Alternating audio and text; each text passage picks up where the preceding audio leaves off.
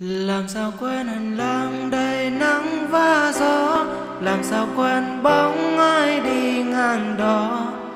Giọng nói người vẫn còn đây, mà sao em xa nơi này.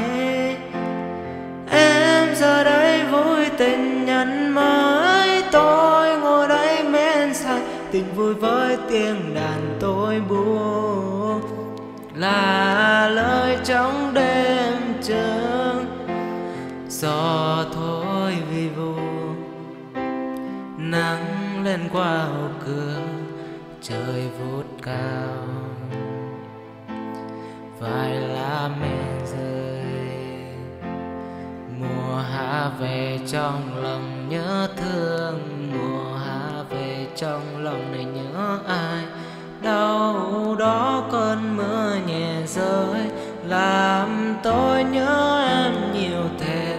Làm sao quên hành lang đầy nắng và gió, làm sao quên bóng ai đi ngang đó.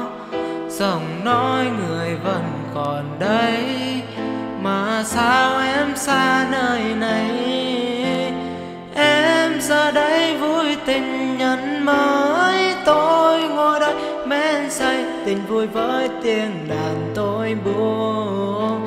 Là lời trong đêm trường, em giờ đây vui tình nhân mới, tôi ngồi đây ôm đau, tôi hát cho vơi đi nỗi lòng một mình tôi thâu.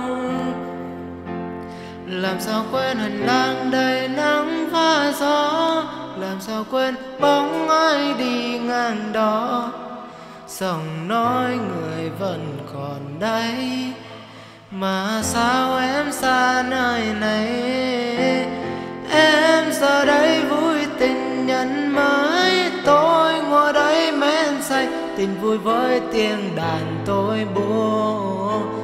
Là lời trong đêm trưa, làm sao quên hành lang đầy nắng và gió, làm sao quên bóng ai đi ngang đó. Giọng nói người vẫn còn đây, mà sao em xa nơi này.